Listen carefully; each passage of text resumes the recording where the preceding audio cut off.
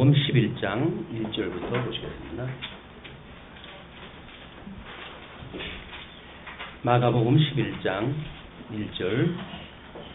그들이 예루살렘에 가까이 와서 감람산 벳바게와 베다니에 이르렀을 때에 예수께서 제자 중 둘을 보내시며 이르시되 너희는 맞은편 마을로 가라. 그리로 들어가면 곧 아직 아무도 타보지 않은 나귀 새끼가 매여 있는 것을 보리니 풀어 끌고 오라. 만일 누가 너희에게 왜 이렇게 하느냐 묻거든 주가 쓰시겠다 하라. 그리하면 즉시 이리로 보내리라 하시니 제자들이 가서 본즉 나귀 새끼가 문 앞 거리에 매여 있는지라 그것을 푸니 거기에 서 있는 사람 중 어떤 이들이 이르되 나귀 새끼를 풀어 무엇하려느냐 하매 제자들이 예수께서 이르신 대로 말한데 이에 허락하는지라. 나귀 새끼를 예수께 끌고 와서 자기들의 겉옷을 그 위에 얹어 놓음에 예수께서 타시니 많은 사람들은 자기들의 겉옷을 또 다른 이들은 들에서 벤 나뭇가지를 길에 펴며 앞에서 가고 뒤에서 따르는 자들이 소리 지르되 호산나 찬송하리로다. 주의 이름으로 오시는 이여 찬송하리로다. 오는 우리 조상 다윗의 나라여 가장 높은 곳에서 호산나 하더라. 우리 11장은 이제 높아지신 신분에 대한 이야기로 해서 장을 바꾸게 되어집니다. 그러므로 또 이제 구약 성경의 역사적 배경과 맞물려져 있는 내용이기 때문에 우리 조금 뭐 본문을 이해를 하는데 왜 본문과 상관없는 이야기가 자꾸 나오냐라고 생각하실지 모르겠으나 우리 성경이 말하고자 하는 것이 구약 성경에서 지금 모든 그 기록되어진 내용들이 예수 그리스도에 대한 이야기이기 때문에 구약적인 언약에 의해서 지금 예수님이 이 사역을 한다는 거거든요. 그런 맥락에서 우리는 구약을 다시 한번 살펴보는 일이 중요하다고 보여집니다. 자, 우리 예수님이 이제 오셔가지고 오늘은 앞에 쪽이 좀 길어야 되기 때문에 신분을 통해 가지고 바로 이 예수님이 그리스도인 것을 친히 증거를 갖다 하시는 겁니다. 그래서 이걸 우리가 지상 사역이라고 이렇게 이야기를 했어요. 예수 그리스도의 지상 사역이다. 이 신분을 선제의 신분과 비하의 신분과 승기의 신분으로 해가지고 지금 우리가 1장서부터 4장까지 5장서부터 10장까지 11장서부터 16장까지 이렇게 구조를 나누어가지고 지금 보고 있는 거예요. 그러니까 예수 그리스도의 신분은 선제의 신분, 비하의 신분, 승기의 신분을 알 수가 있다. 그런 건 이야기인데 이제 오늘 11장으로 해가지고 마침내 승기의 신분에 이제 들어가는 겁니다. 제 3장이에요. 3장. 그렇기 때문에 지금까지 공부했던 거는 예수 그리스도의 비하의 신분을 이야기를 했다고 한다면 승기의 신분을 이야기하기 때문에 우리 언약자손에게 주어졌던 것이 지금 어떻게 성취되어져 있는지를 살펴볼 필요가 있는 거죠. 자, 그러면 우리 구약의 이스라엘 백성들이 유수되어진 이런 그 내용은 바벨론에 의해 가지고 지금 유수가 되어졌다. 이걸 확인했다 했어요. 이 유수는 예수 그리스도 십자가의 죽으심에 대한 예표적인 사건이었다. 네, 그럼 회복에 대한 이야기가 에스라서부터 해가지고 지금 느헤미야, 에스더서까지 이것이 회복에 대한 이야기예요. 회복에 대한 이야기.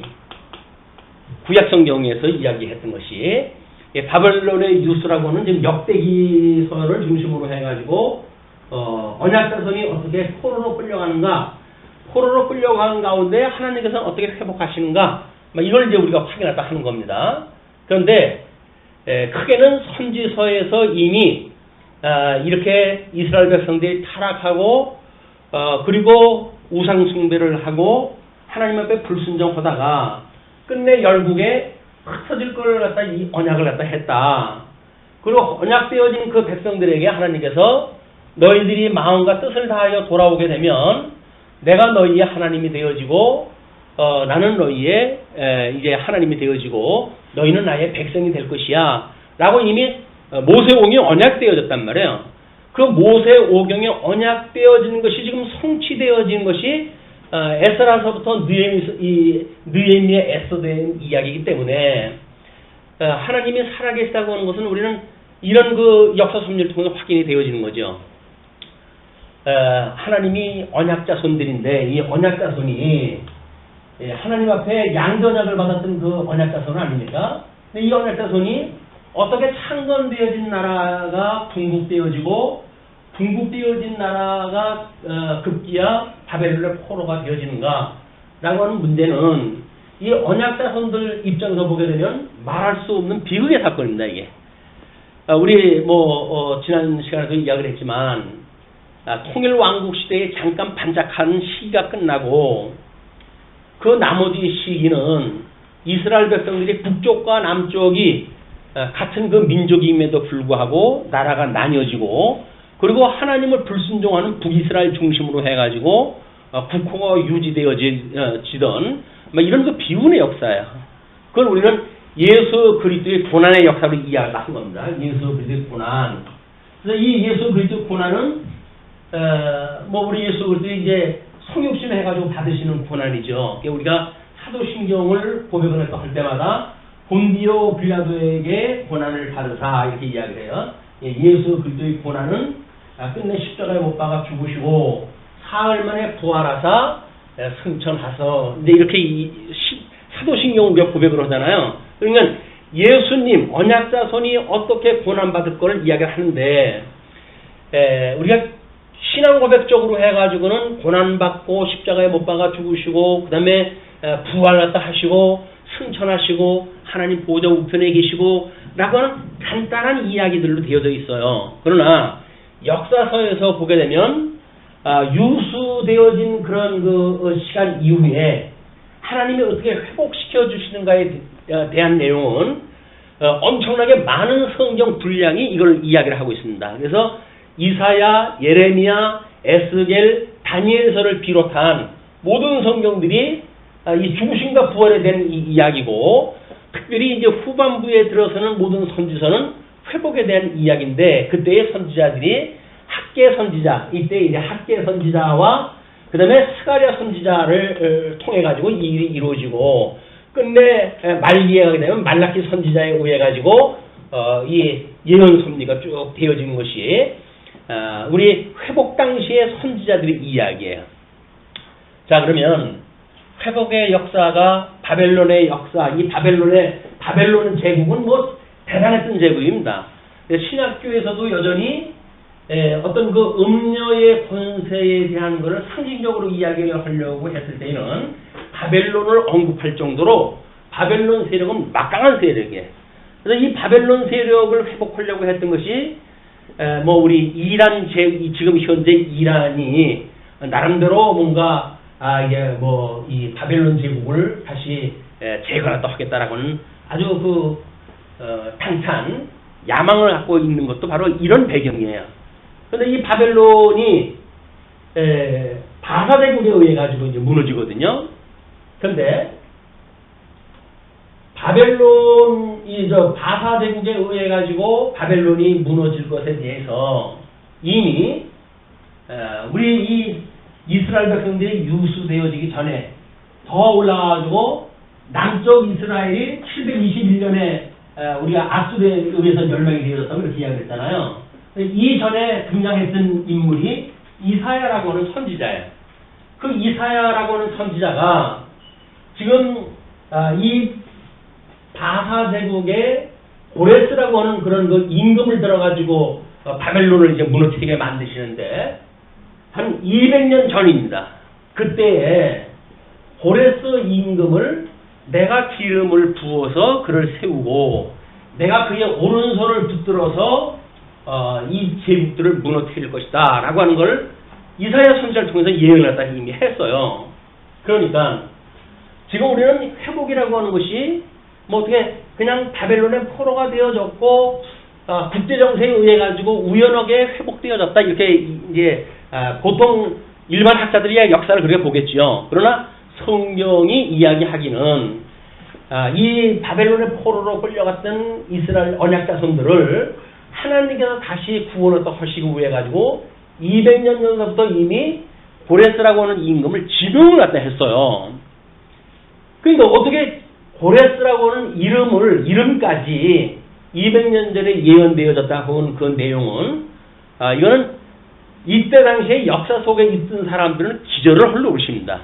우리는 성경 66권을 펴가지고 보니까 이런 내용들이 그냥 그랬대 라고 하는 역사적 사실로 이거를 간단하게 취급을 하고 넘어가지만 나라를 잃고 있었던 사람들에게 하나님께서 회복해 주신다고 하는 그런 그 내용이 눈에 보이지 않는 하나님이 이 역사를 섭리하신단 말이에요. 근데 하나님께서는 눈에 보이는 제국을 통해 가지고 눈에 보이는 대왕을 통해 가지고 이런 역사를 섭리하다 하신다는 거죠. 그러니까 역사를 이해한다는 맥락에서 봤을 때 성경을 우리가 이해하고 성경에 의한 역사관을 가지고 산다는 것은 매우 중요한 일입니다. 우리는 만사가 우연히 벌어진다고 이야기를 하잖아요. 그리고 뭐 내가 운이 좋아서 그렇게 되어졌다든지 뭐 내가 열심히 해서 뭘 갖다 되어졌다든지 물론 하나님이 열심히 하도록 하셨죠.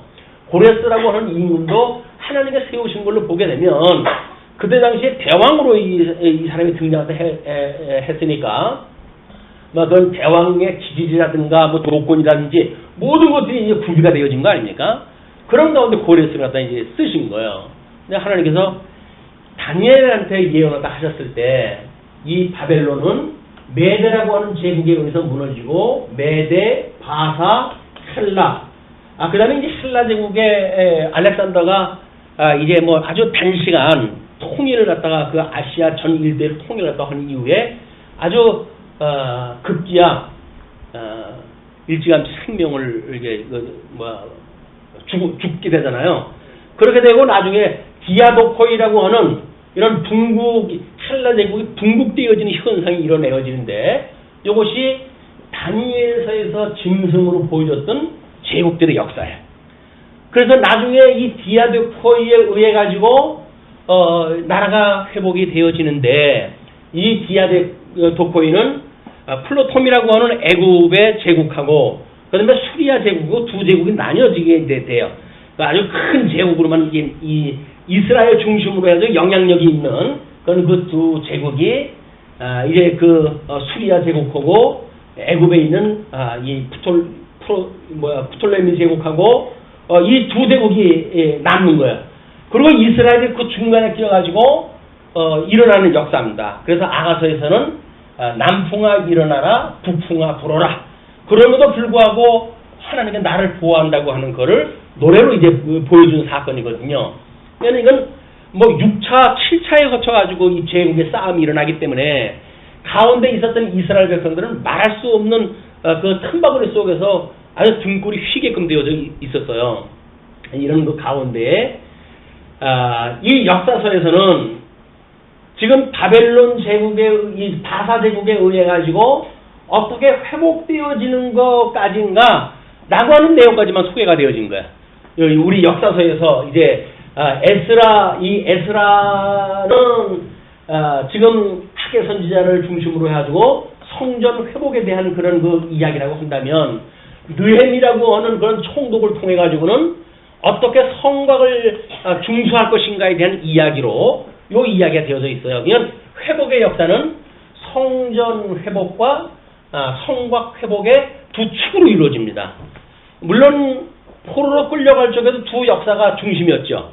그래서 성전이 무너진다고 하는 그 이야기는 상징적으로 하나님의 이름을 두신 곳이니까 이 성곽이 무너지는 거하고는 또 다른 개념이에요. 그래서 물론 그 1차 이제 포로 때에도 뭐 왕이 포로로 끌려가는 이런 불상사가 일어나지만 백성들은 여전히 성전에서 제사를 드리는 일로 인해 가지고 자기네 정체성을 지니고 살았던 사람들 아닙니까? 그러나 3차 유수 때 급기야 성전이 불타버리는 거예요.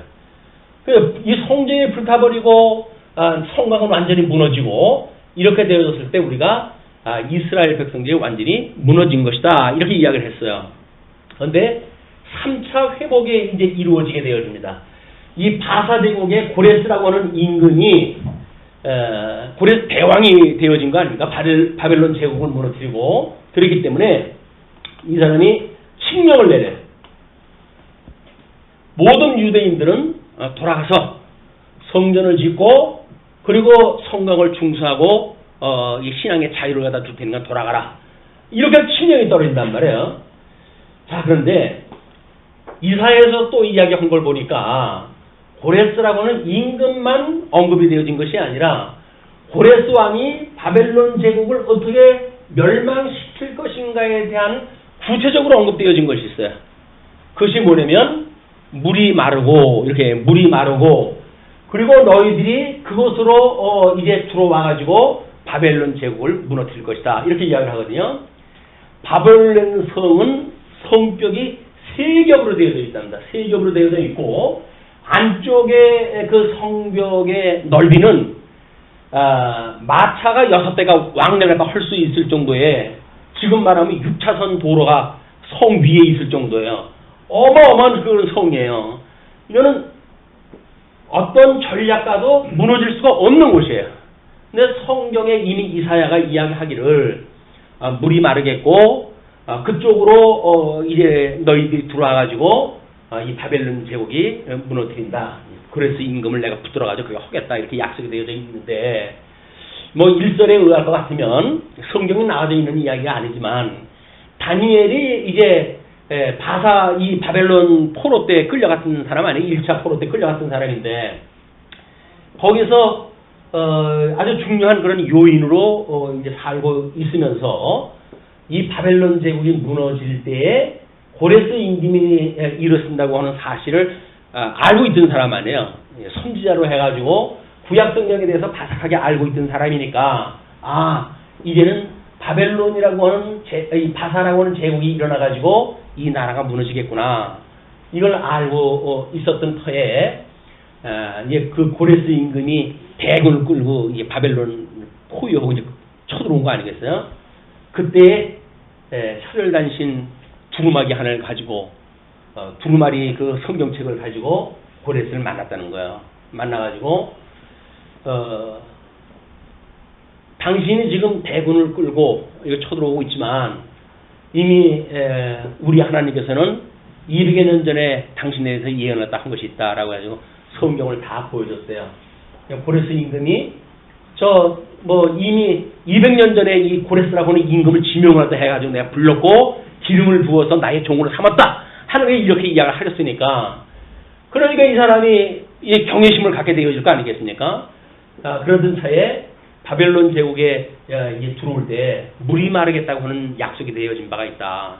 라고 해서 고레스가 전략을 짜기를 이제 그 바벨론 성으로 들어가는 큰 하수가 있잖아요. 생수를 먹고 이제 살아야 되니까 그 물길을 돌리고 그래가지고 그 물이 줄어드는 그 사이를 갖다 타가지고 대군들이 들어간 거야. 들어가지고 바벨론 제국이 뭐 힘 하나 못 써버리고 그냥 이 멸망이 되어졌다고 하는 그런 거 일설이 이제 있기도 합니다. 물론 약속되어진 거는 이사야서에서 물이 마르겠다고 하는 약속이 되어져 있지만 어떻게 성취되어졌는가는 구체적으로 역사서에 없어요. 그래서 세계 역사를 이제 이해하고 기록에 남은 바에 같으면 그런 그 일설을 이야기가 하는 겁니다. 자, 그렇다고 한다면 200년 전에 하나님께서 이제 회복을 약속을 하셨다고 했을 때 예수님은 이게 바벨론 제국에 의해서 멸망되어진 것이 예수님의 죽음에 대하여 또 이 고레스 임금으로 해가지고 칙령에 의해 가지고 나라가 회복되어지는데 그렇게 해가지고 우리 예수님이 이 땅에 오실 것을 이미 예표로 보여준 사건들이란 말이에요. 이게 예수 그리스도의 부활에 대한 이야기 아닙니까? 유수가 죽으심이고 이거는 예수님의 부활에 대한 사건이에요. 그러면 이 예수 그리스도의 이 부활에 대한 사건이 구체적으로 이렇게 이제 구약 성경에 이야기가 되어진 거야.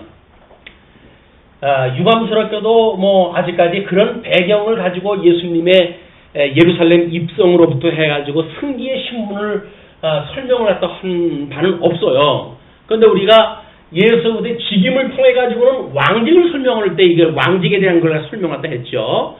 그러나 신분이라고 하는 비하의 신분과 승기의 신분을 놓고 봤을 때에는 어떻게 성전이 무너지는 것과 다시 회복되어지는 역사가 언약자손인 예수 그리스도에 대한 예표로서의 모형과 그림자의 말이라고 한다면 그 내용을 이렇게 보는 것이 너무나 합리적인 거예요. 그렇죠?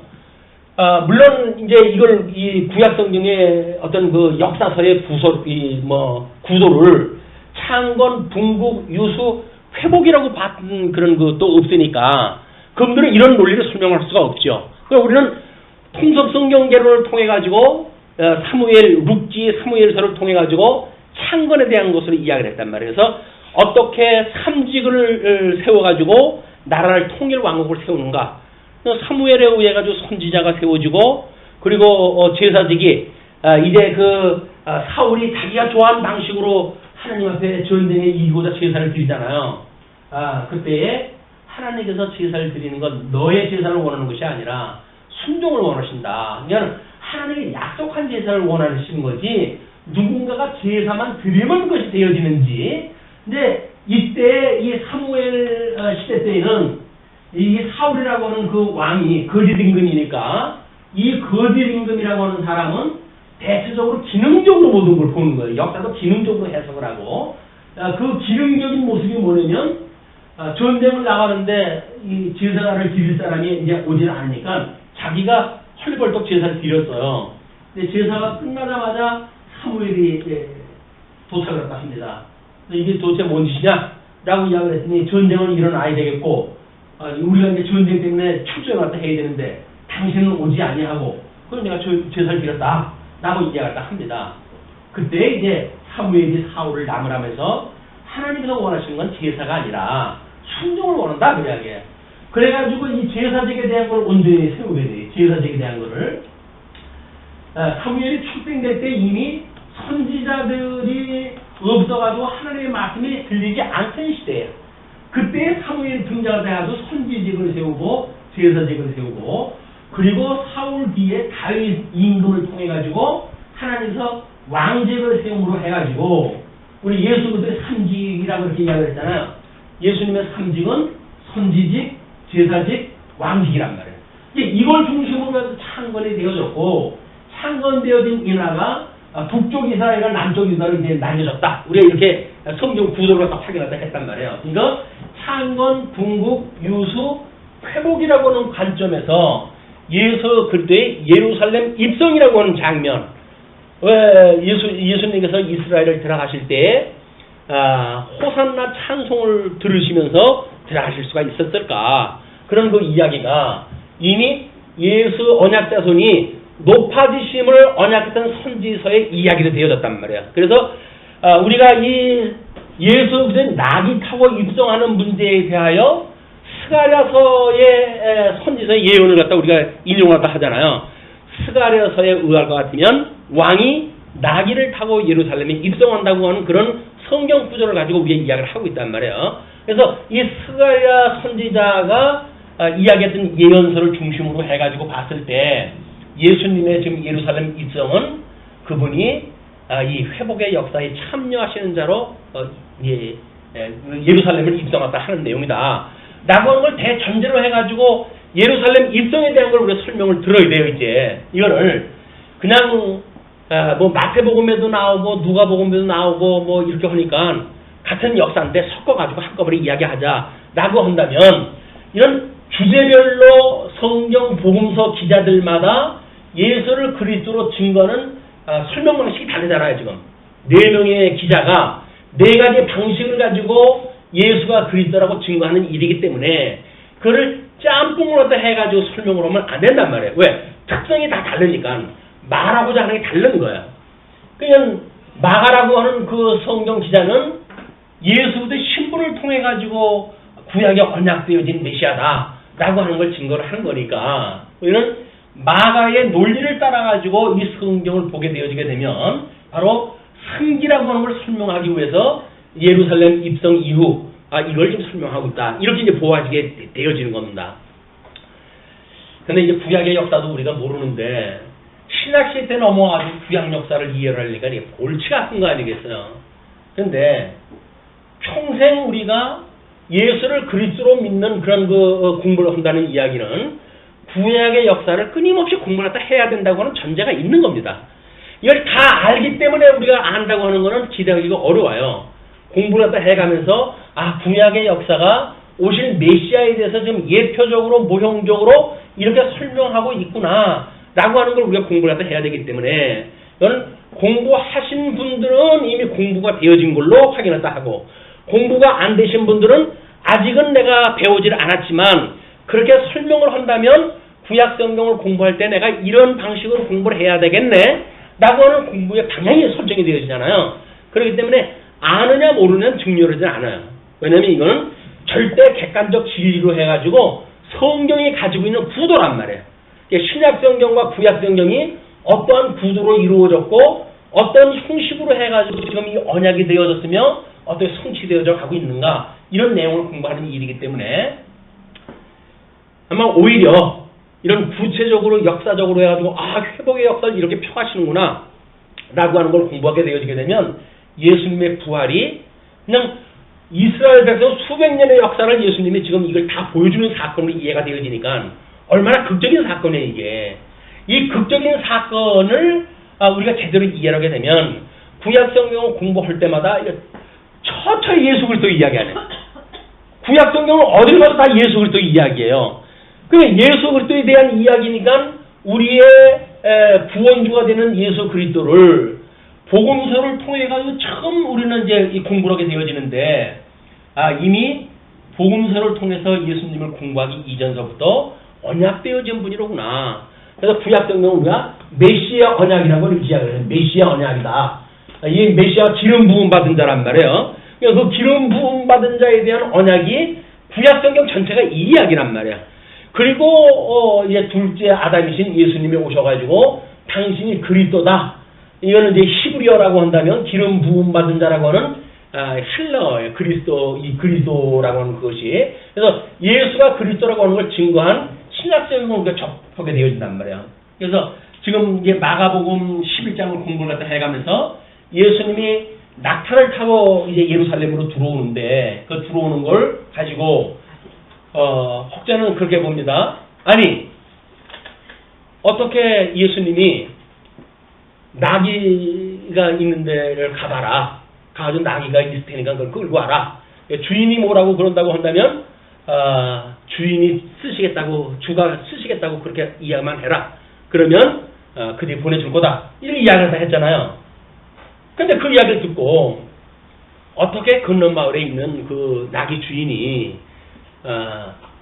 샤게생카 모르는 사람이 와가지고 풀러가는데, 야, 너 그거 왜 풀러가? 우리 주인이 쓰겠다 그러는데 그런다면 놔줄 사람이 어디 있겠냐.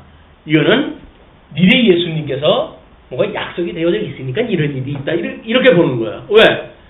200년 전에 이미 이렇게 고레스라고 왕이 등장할까지 언약되어진 내용의 이 개념을 모르게 되면 신약시대 때 와가지고 건너 마을에 있었던 나귀 하나 끌고 오는 것도 뭔가 미리 미략이 되어져 있기 때문에 되어진다고 볼 수밖에 없는, 이런 하나님을 영 무시하는 해석이 떨어질 수밖에 없는 거예요. 이런 구약의 역사를 우리가 이해했을 때 예수님이 하나님 아니에요. 하나님 건너 마을 가가지고 이제 이 스가랴 예언서에 의할 것 같으면 나귀를 타고 예루살렘 입성을 해야 되니까 이미 이때 예언되어진 거야. 이미 400년도 더 전에 예언이 되었어요.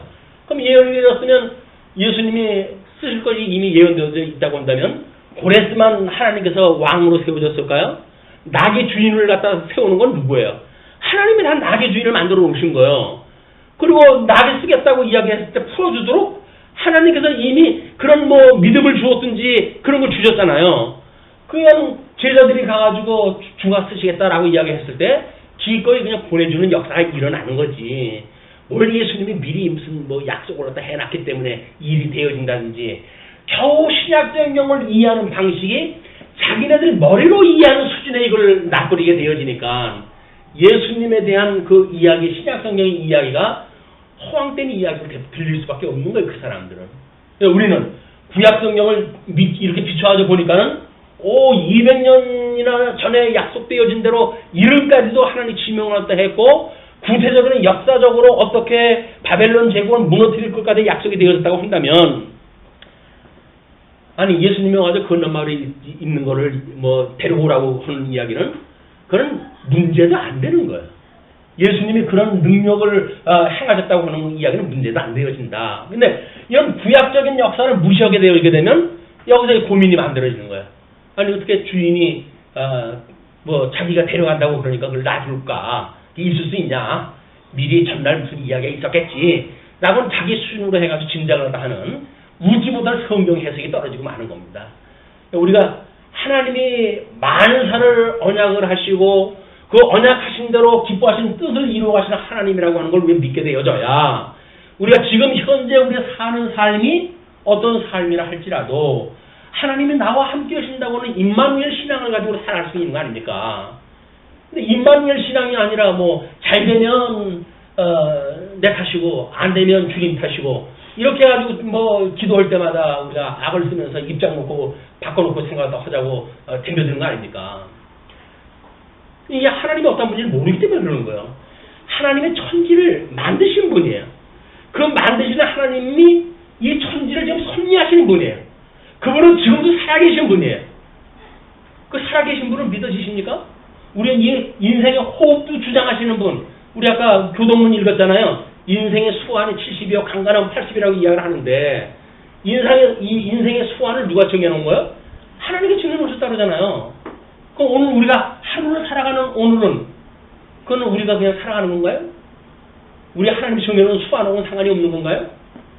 성경 읽을 때하고 우리의 삶을 살아갈 적에는 전혀 상관없는 우리의 신앙생활을 하다 보니까 신앙생활을 한다고 하면서도 여전히 하나님을 믿지 않는 신앙생활을 하는 거예요.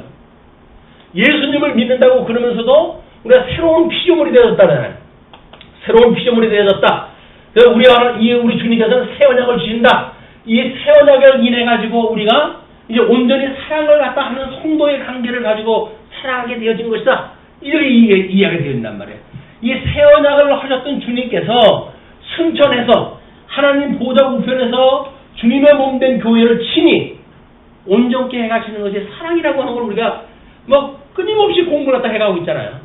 그런데도 불구하고 주님의 몸된 교회가 사랑이라고 하는 공동체 이 유기체로 해가지고 생명이 하나의 생명, 예수 그때 생명에 화합되어진 한 몸을 이룬 생명이라고 이해가 되어지지 않으니까 혈육지간에도 싸움이 끝이 나지 않는 거예요. 요즘 뭐 텔레비전에 보면 난리들이 났어요. 근데 뭐 추석 뭐 어떻게 하면 가족들 간에 싸움을 안 할 수 있냐 뭐 이런 거 문제로 해가지고 왜 만나기만 하면 술 한잔 먹고 뭐 음복주 이렇게 먹고 해가지고 싸움으로 결판이 나버리잖아요. 에이씨 나 갓버릴까 그냥 가고 나머지 있는 사람은 이제 뒷담화로 해가지고 욕을 갖다 해야 돼요. 그러니까 어떻게 하면 이렇게 명절날 싸움이 없는 명절을 우리가 준비할 수 있냐 뭐 해가지고 뭐 이런 논리 저런 논리 해가지고 여러 십계명을 갖다 제시를 갖다 합니다. 그러나 예수님께서 우리한테 가르쳐 주신 하나님의 그 율법의 대강령인 이 사랑의 십계명 아니면 소용이 없어요. 사랑의 십계명이 아니면 안 된다니까요. 이 사랑의 십계명이 뭐예요? 사랑이 이 사랑. 위로는 하나님을 사랑하고 이웃을 내 몸같이 사랑하라. 내 몸같이 사랑하는 이야기는 뭐예요? 한 생명이라는 거 아니에요. 예수님으로 우리가 구원을 받아가지고 그동안도 다 그의 자녀가 되어졌고 그걸 뭐 하나님은 우리가 아버지라고 부르는 한 지체가 되어졌단 말이에요. 그러니까 우리가 형제요 자매요라고 해가지고 신령한 비밀을 가지고 우리가 함께 나누고 살아가는 것이지. 언제 봤다고 우리가 뭐 여기서 뭐 형제요 자매요 이렇게 살아갑니까? 언제 봤다고 뭐 믿어지지 않으니까 성질나면 뒤에다 칼 꽂고 그냥 뭐 교회가 절판이 나든지 말아라 이렇게 되어지는 거예요. 교회가 그런 일이 왜 벌어집니까? 물론 뭐 하나님께서 그런 환경을 주시죠. 다 골라내는 역사예요. 골라내. 참 너의 그 지체가 누구인지 이걸 깨닫게 하시는 역사라니까요. 이걸 모르고 만약에 교회가 깨어지는데 우리가 그냥 이거 모처럼 신앙생활 좀 하려고 했더니 교회가 이 모양이냐 라고 해가지고 예수님을 포기하게 되어진다고 한다면 그거는 시험에 빠져버리는 거예요. 그럼 우리는 이 환경을 통해 가지고 우리 주님께서 온전케 하셨던 이 성전, 이건 주님께서 무너뜨리지 않도록 지켜주시는 교회, 이게 믿어지고 너희들이 지어져가는 성전이라고 하는 게 믿어지게 되어지게 되면 우리는 지어져가는 성전으로서 예수 그리스도의 지체의 삶을 살아가게 되어진단 말이에요. 그게 거룩한 삶을 살아가게 되어지는 거예요. 예수님을 믿기 때문에 이렇게 살아야지 저렇게 살아야지 그러는 것이 아니라 예수님이 지금 하나님 보좌 우편에서 친히 우리를 갖다 통치를 갖다 하시니까 통치 아니 여기서 고레스가 통치를 갖다 하는데도 성전이 세워지고 지금 성곽이 세워지고 그러지 않습니까? 물론 역사서에서는 고레스 임금은 이제 죽어버리기 때문에 이제 성전 기초를 놨다가 이제 뭐 그 다리오 임금 이 다리오라고 하는 다리오 1세 고레스의 3대 그 왕이 등장했다 해가지고 성전에 허락을 내줘가지고 20년 만에 이제 성전이 지어지는 거예요. 그리고 이 성곽도 마찬가지입니다. 다리오도 죽고 뭐 다 죽어요. 여기에 다시 등장하는 사람이 아닥사스 1세가 이제 등장했다 해가지고 이 성곽 중수령을 갖다 이제 다시 조선을 갖다 내려줌으로 해가지고 중단되어졌던 그런 그 성곽 공사가 완성이 되어지는 거거든요. 그러면 지금 이 바사제국이라고 하는 이 제국은 특별한 제국이에요. 고레스 임금으로부터 해가지고 대대로 모든 그 왕들이 자기의 선왕이 어떤 칙령을 내렸는가를 기초로 해가지고 방해되어진 자들에 의해서 멈춰졌던 성전 공사도 그 칙령을 봐가지고 다시 조서가 내려지고 성전 이 성곽 지을 적에도 마찬가지로 이제 다 왕이 바뀌어버리고 세대가 바뀌니까 안 되잖아요. 그때 이렇게 고레스 임금의 칙령을 갖다 봐가지고 새로운 조서를 내려가지고 성곽을 짓게 하는 역사가 벌어지는 거예요.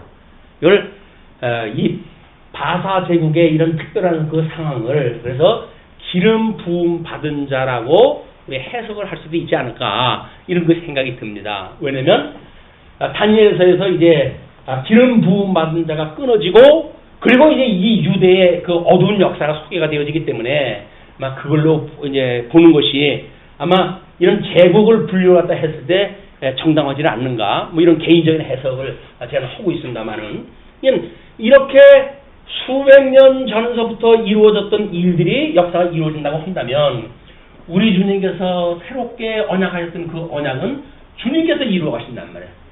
새 언약이니까 우리 하나님의 언약대로 이루어 가시는 거 아니에요? 그냥 예수님의 새 언약을 갖다 하시고 이 새 언약을 성취하시는 것 이것이 이 온몸을 완성을 갖다 해가시는 온전케 하시는다. 온전케 하신다. 그래서 이 온전케 되어지면 이걸 하나님에 바치는 거예요. 이 나라를 주님의 몸된 교로 하나님에 바치게 되어지는 거예요.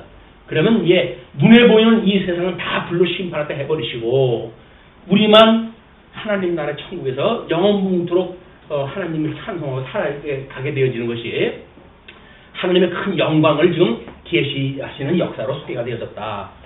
이런 맥락을 가지고 이제 그 11장을 읽어 나가면 다 그 이야기들이에요.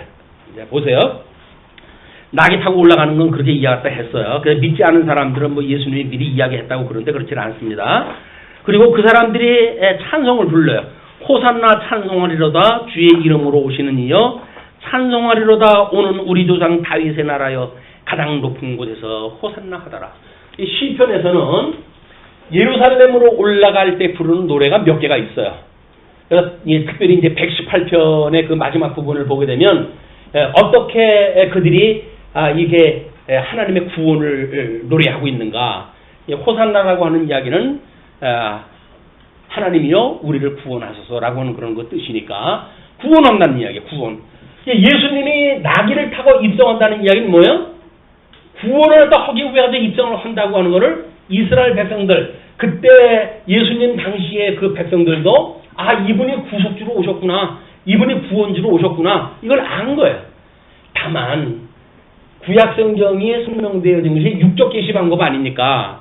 그러니까 이들이 안타깝게도 육적 계시 방법으로 이해를 해가지고 예수님이 이 땅에 오셔가지고 육적인 이스라엘 나라를 완성할 걸로 오해를 한 거예요. 그러나 예수님은 저 아담에게 하셨던 언약을 이루시는 분이기 때문에 실체적인 언약을 이루셔야 돼. 그럴 때 이 나라는 이스라엘 국가하고 차원이 달라고 그랬죠. 이 이스라엘 국가라고 하는 건 모형적인 국가라고 그랬어요.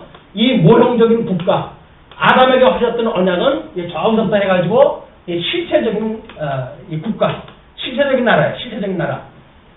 이 실체와 모형이 구분이 분명히 되어져 있기 때문에 세대주의자들은 역사를 무조건 오고 해가지고 일곱 토막을 낸 거예요. 그래가지고 율법 시대니 뭐 양심 시대니 율법 시대니 뭐 복음 시대니 뭐 이렇게 해가지고 이거 일곱 토막을 냈어요. 그 이야기는 모형이고 실체를 갖다가 같은 직선상에다 놓고 그걸로 역사를 나누는 거예요. 그리고 그거를 세대주의라고 하는 그 신학체계를 만들어 놓은 겁니다. 그 신학체계가 말이 안 되는 거예요. 이스라엘 국가라고는 모형이기 때문에 같은 선상에다 놓고는 설명이 안 돼요. 구도적으로 내재적으로 초월되어진 개념으로 이해를 해야 되는데 이거를 모형적인 이스라엘 국가를 같은 실체적인 역사하고 일렬로 놓고 그걸 세대를 가지고 나눠놨기 때문에 세대주의자들의 논리는 맞지 않는 거예요. 우리는 이제 세대주의가 이야기하고 있는 많은 교리가 비슷한 게 많아요. 그럼에도 불구하고 세대주의자들이 봤던 역사관하고는 전혀 다른 역사를 가지고 있다. 그래서 우리가 차별화를 해야 될 필요가 있습니다. 세대주의는 다른 사람들한테 망신당하고 있고 지금 그러거든요. 근데 우리가 세대주의적인 뭐 종말론이라든지 이런 걸 보게 되면 거의 그 사람들의 이야기 뭐 이런 흡사한 것들이 있으니까 그럼 우리는 세대주의적인 근본주의가 아닌가요? 이런 오해를 하게 되어지는데 그렇지 않은 겁니다. 우리는 세대주의하고 차원이 달라요. 차원이 다른 이런 그 신학적 구조를 가지고 있다. 이렇게 보시면 됩니다. 자, 그런 뒤에 이제 그 12절로 14절을 보게 되면 무화과 나무를 저주하시죠. 이튿날 그들이 베다니에서 나왔을 때 예수께서 시장하신지라 멀리서 잎사귀 있는 한 무화과 나무를 보시고 혹 그 나무에 무엇이 있을까 하여 가셨더니 가서 보신즉 잎사귀 외에 아무것도 없더라. 이는 무화과의 때가 아님이라. 무화과 때가 아님에도 불구하고 예수님이 시장길을 면할 무엇이 있을까라고 했던 그 생각은 이 무화과 나무가 3월 달쯤 이제 첫 열매를 갖다 맺기 시작을 하는 그때가 되어지고 4월 달쯤이면 잎이 나기 시작을 하고 그리고 5월 달쯤 되게 되면 이제 마지막 그 열매가 맺기 시작을 하는 그 때가 시작이 되어진단 말이에요. 이제 그런 걸 보고 예수님께서는 첫 열매가 맺혔을 때 그때에 가난한 사람들이 그 열매를 먹고 그 배고픔을 이겨냈던 그런 그 역사적인 사실이 있고 그렇습니다. 그러니까 예수님이 지금 오셔가지고 그걸 갖다 따가지고 시장길 면허시려고 했던 그것도 이미 예수님이 그런 유대적인 그런 그 어떤 베다니에서 나는 감람나무에 대한 상식이 있는 거예요 지금. 감람나무가 아니라 지금 무화과 나무에 대한 이해가 있었던 거예요. 그러니까 그걸 따먹으려고 했었는데 없어요. 그러니까 예수께서 나무에게 말씀하여 이르시되 이제부터 영원토록 사람이 내게서 열매를 따먹지 못하리라 하시니 제자들이 이를 듣더라. 제자들은 그 얘기를 예수님이 하시는 말씀을 들었어요. 다른 사람들은 몰라요. 근데 제자들은 그 얘기를 갖다 들었어요. 그가 이제 뭐 마가에게 전달이 되어져 가지고 마가복음을 기록을 갖다 했을 때 기록하게 되어진 거죠. 자, 그러면 그 이야기는 일단 거기서 접고 15절로 이제 넘어가게 됩니다. 15절로 19절을 보시게 되면 성전을 정하시는 사건이 소개가 되어지는데요. 그들이 예루살렘에 들어가니라 예수께서 성전에 들어가사 성전 안에서 매매하는 자들을 내쫓으시며 돈 바꾸는 자들의 상과 비둘기 파는 자들의 의자를 둘러 엎으시며 아무나 물건을 가지고 성전 안으로 지나다님을 허락하지 아니하시고 이에 가르쳐 이르시되 기록된 바 내 집은 만민이 기도하는 집이라 칭함을 받으리라고 하지 아니하였느냐. 너희는 강도의 소굴을 만들었도다 하시매 거기에 그 성경 구조를 갖다 소개해드렸어요. 사각박스 두째 번에 초록 그 글자를 보시게 되면 이사야서 56장 7절에 내가 곧 나의 성산으로 인도하여 기도하는 내 집에서 그들을 기쁘게 할 것이며 그들의 번제와 희생을 나의 제단에서 기꺼이 받게 되리니 이는 내 집은 만민이 기도하는 집이라 일컬음이 될 것임이라. 이게 약속한 거대로 이것이 이루어져야 되는데 너희들은 그걸 강도의 구조를 만들었다는 거 아닙니까? 그래서 예레미야 7장 11절에 이렇게 예언되어져 있어요. 내 이름으로 일컬음을 받는 이 집이 너희 눈에는 도둑의 소굴로 보이느냐? 보라, 나 곧 내가 그것을 보았노라. 여호와의 말씀입니다. 이건 하나님께서 하나님의 이름을 주신 성전을 강도의 구조를 만든 걸로 본 거예요. 언제? 예레미야 선지자는 북쪽 이스라엘이 멸망하고 남쪽 유다가 포로로 끌려갈 때 등장했던 이런 선지자예요. 예레미야에 의해 가지고 이들이 성전이 어떻게 되어진 걸 본 거예요. 황폐케 되어진 그런 그 내용들을 예언하다 했으니까 그런 내용에 의해 가지고 이제 예수님에게 교훈하다 하신 겁니다. 그러니까 대제사장들과 서기관들이 듣고 예수를 어떻게 죽일까 하고 꾀하니 이는 무리가 다 그의 교훈을 놀랍게 여김으로 그를 두려워함일러라. 예수님이 이 성전을 뒤엎는 그런 그 사건을 요한복음에서는 그거를 수전절이라고 얘기합니다. 수전절. 성전을 깨끗게 했던 절기를 기념하는 그런 그 날이에요. 그런데 불타가지고 없었던 성전을 학계 선지자의 동료를 받았던 이런 사람들이 지금 다리오 왕의 협조를 얻어가지고 성전을 갖다 완성했다 했다라고 했을 때 성전이 불타가지고 없었던 성전을 세웠던 것도 의미가 있는 거죠. 그러나 역사서에서 에스라, 느헤미야, 에스더서를 통해 가지고 이 회복의 역사를 설명했던 배경으로는 설명 안 되는 역사가 있는데, 왜냐면 지금 이 느헤미야 역사에서 구약 성경이 사실은 마무리가 돼요. 역사 내용은. 왜냐면 느헤미야에 의해 가지고 성곽이 완성되어지는 것이 예수님 오시기 전 444년의 이야기입니다. 그리고 말라기 선지자가 400년경에 등장했다 했던 사람이기 때문에 지금 이 느헤미야에 의해 가지고 성곽이 완성되었음에도 불구하고 한 세대가 지나가게 되면 제사가 엉망이 돼버리는 거야. 그래도 이 사람들이 11조를 내야 제사장들이 그걸 먹으면서 제사를 드릴 터인데 자기네들 형편이 어렵다고 해가지고 11조를 내질 않고 제사장들은 먹을 것이 없으니까 먹거리 찾아가지고 제사 드릴 생각하는 거 바깥으로 나가고 돈 벌러 나가고, 그러면 하나님의 성전에 의해서 회복되어지는 역사가 나타나질 않는 거야. 말라기 선지자가 애를 태워가면서 너희들이 한번 하나님을 시험할 때 해봐라. 11조를 낸다고 한다면 너희들이 왜 이렇게 안 되는지를 아느냐. 복을 받기 위해서 11조를 내라. 그렇게 이제 독려를 한 거거든요. 그걸 이 시대에 끌고 와가지고 11조를 내는 것이 우리가 복을 받는다든지 이런 걸로 설명하게 되면 이 구약 성경이 예표적으로 보여준 것들을 모르는 너무 웃기는 이야기가 돼버리는 거예요, 이게. 여기서 지금 11조를 내라는 이야기는 온전한 제사인 예수 그들 예표하는 겁니다. 그렇기 때문에 마지막으로 내가 선지자를 보내겠다, 엘리야를 보내겠다라고 하는 그 이야기가 예수님 전에 누구를 보내겠다는 이야기예요? 요한을 보내겠다는 이야기거든요. 그 이야기를 예수님께서 복음을 다 설명하잖아요. 이미 예수님께서 이렇게 하나님께서 약속을 했지만, 선지자들이 약속을 했지만 너희들이 그거를 귀등으로 들어가지고 그를 죽여버리고 말았다. 이렇게 이야기를 다 설명을 했단 말이에요. 그러니까 우리는 그 해석을 이미 알고 있는 입장에서 이걸 봐야 되니까, 지금 말라기 선지자가 와가지고 그렇게 예언을 한 당시에는 이미 제사가 완성이 안 되어져 있는 거야. 그러니까 그 제사가 완성이 될 것이다 라고 하는 약속은 실체적으로 예수님이 와가지고 이루어지지 않습니까?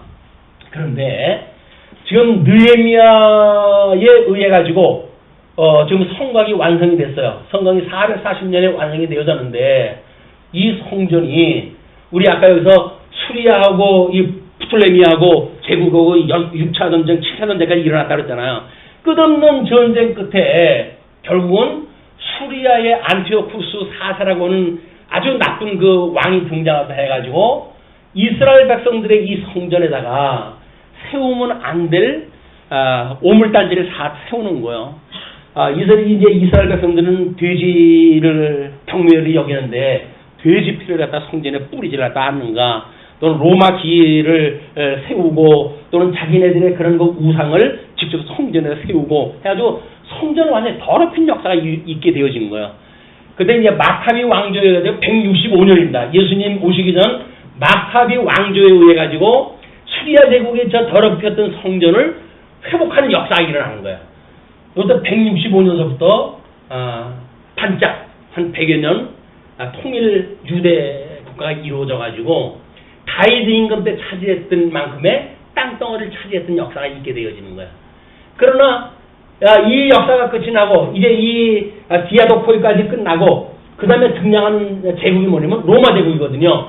이 로마 제국에 의해 가지고 뭐 이렇게 통일 국가를 잠시 이루었었는데도 불구하고 다시 모든 주권을 상실하게 되어진 거야. 그때 예수님이 오셨던 역사적 배경이다. 로마 제국은 예수님 오셨을 때 역사적 배경으로 이해하셔야 되고 모든 구약의 역사는 이 디아도코이의 연속선상에서 이 구약 성경을 이해하셔야 돼요. 뭐 디아도코이라고 하는 거는 뭐 그렇게 우리가 잘 듣지 못했던 그런 그 국가의 개념이기 때문에 헬라 제국이 분국되어진 그런 그 역사를 이해하게 한다. 그 중에 끝까지 남은 그 역사가 프톨레미 제국 이 왕국하고 수리아 왕국하고 두 왕국이 남아가지고 이스라엘을 사이에다 두고 끊임없이 전쟁이 일어났다. 거기에 수리아 제국의 이제 거의 끝자락에 안티오쿠스 4세라고 하는 그 인간이 등장했다 해가지고 하나님의 이 성전을 더럽히는 역사도 했고 그거에 분노한 이스라엘 백성들이 마카비를 중심으로 해가지고 독립을 갖다 이루었다. 그러나 예수님이 오시기 전에 로마 제국이 다시 등장했다 해가지고 이거 다 무너져 버리게 되고 다시 새로운 역사가 있게 되어졌다. 이제 그런 그 이야기예요. 그런데 이렇게 마카비 왕조에 의해 가지고 더럽혀서 성전을 깨끗하게 했던 일들, 그걸 수전절로 해가지고 예수님 오셨을 적에도 이 절기를 지킨 거예요, 이 사람들이. 그 성전을 지켰다고 하는 그런 그 이야기가 이미 어떻게 더럽힌 성전을 깨끗게 하시는가에 대한 이야기 아니겠어요? 그 이야기를 예수님께서 성전의 상을 뒤집어 엎어가지고 좀 이루신 거란 말이에요. 자, 그래가지고 이제 그렇게 예수님께서 강도의 이 소굴을 만들었다 이야기했다 하니까 그 교훈을 제사장들과 서기관들은 예수님을 죽이려고 음모를 하다 이제 시작하다 하는 겁니다. 음모라고 우리가 이야기를 하니까 뭐 새삼스럽지만 이 중간사의 모든 역사는 끊임없는 음모의 역사였어. 어떤 그런 실세에다 붙어가지고 먹고 사느냐라고 하는 문제로 해가지고 점철되어졌던 반목과 질시의 역사였었고 이런 비극의 역사가 끊임없이 있었던 거기 때문에 어떤 다른 이야기를 갖다 했을 때 저거 죽여야 돼 라고 하는 그 이야기는 그냥 역사적으로 당연한 이야기예요. 우리는 그걸 지금 감각으로 보니까 어떻게 저렇게 사악한 생각을 하지 이렇게 보지만 이때 당시에 살고 있던 모든 세력권세를 잡았던 사람들은 그런 생각을 일상으로 하던 사람들이다 이렇게 보시면 됩니다. 자, 그러면서 그리고 날이 저물매 그들이 성 밖으로 나가요. 물론 이 성전이라고 하는 그거는 이제 이 성전과 지성소가 있는 데가 있고 여기에 이제 제사장만 들어가는 뜰이 있죠. 여기에 이제 신약시대 때 보게 되면 여자들이 들어갈 수 있는 여인의 뜰을 갖다 따로 만들어 줬고 이 성을 담으로 해가지고 이방인들은 여기 들어가면 안 돼요.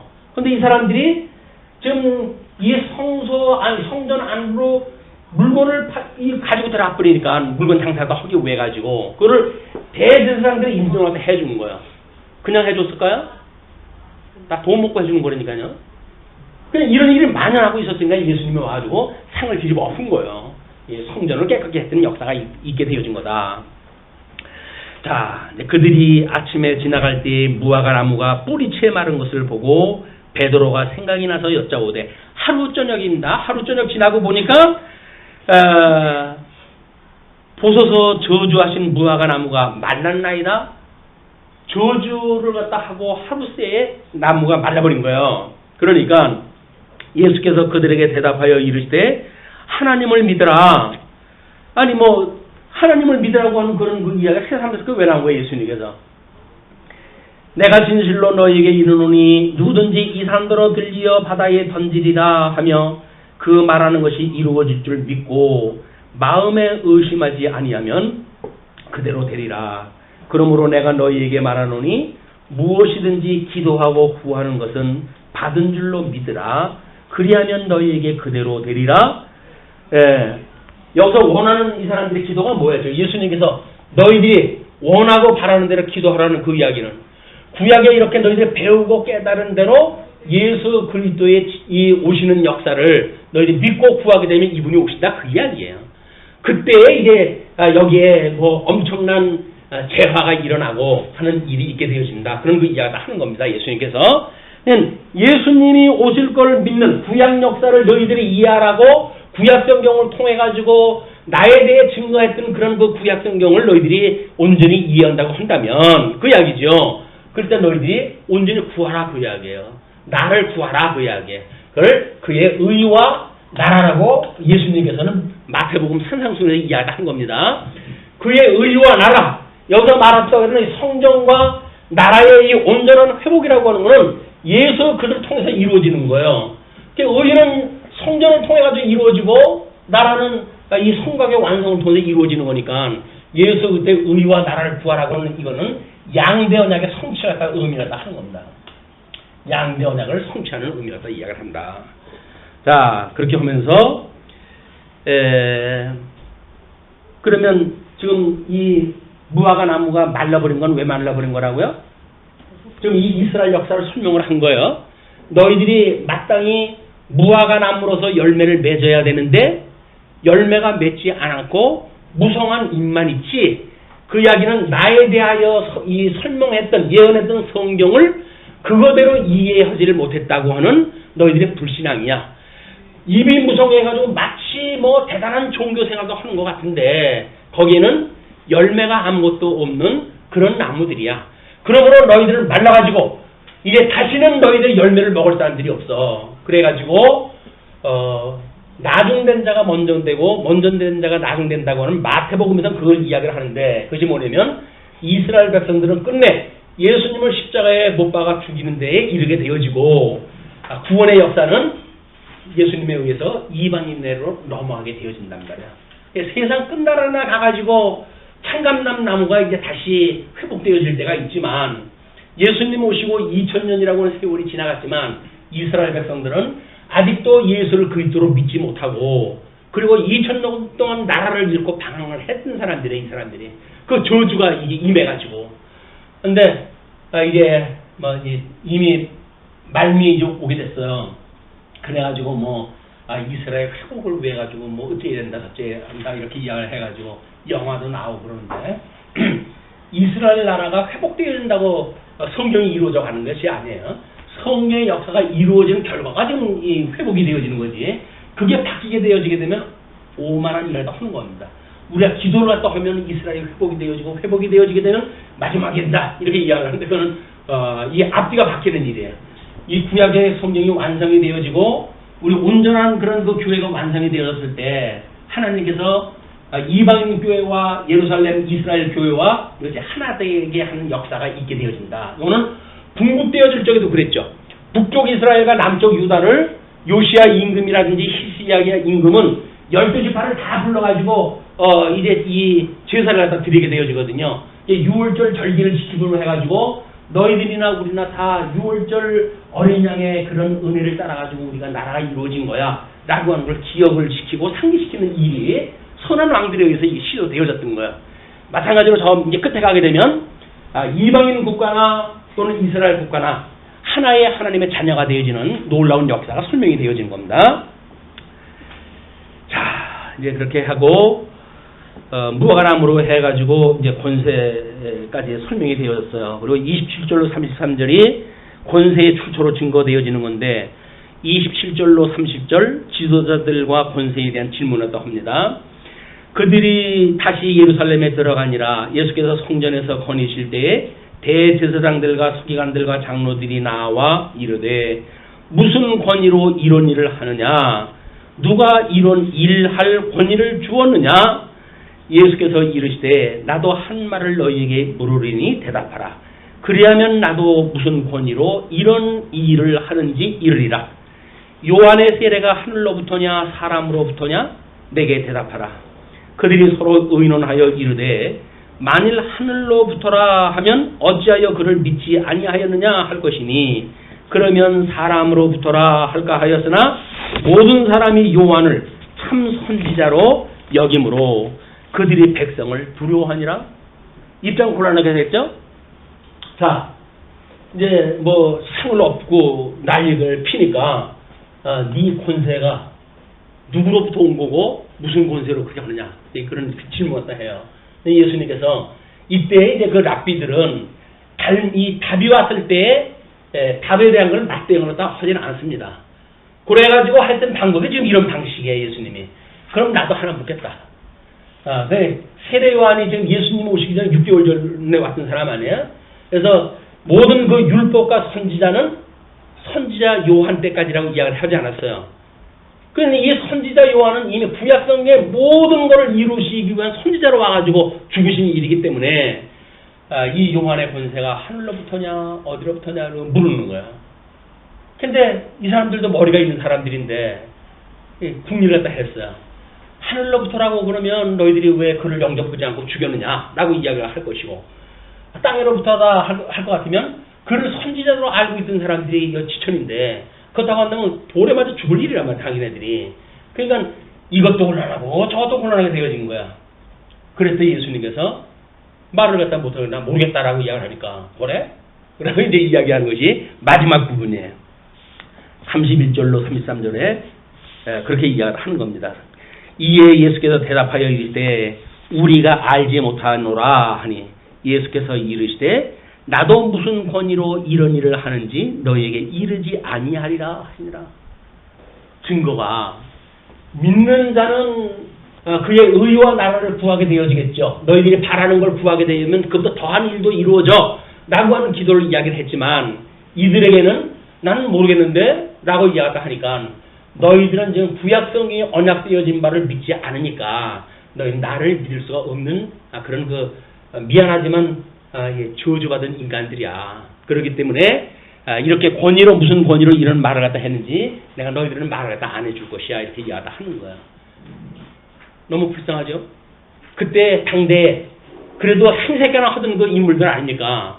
근데 주님께서 나는 너희들에게 그런 이야기 안 해줘. 안 가르쳐줘. 구약성경이 나에 대해서 이야기한 거 그 구체적으로 안 가르쳐 줄 거야.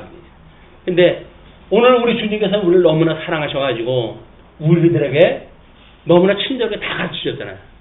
구약성경을 통해가지고 나에 대한 이야기야 라고 하는 걸 너무나 이걸 정확하게 가르쳐 주셨잖아요. 그럼 우리는 사랑받는 사람들이니까요.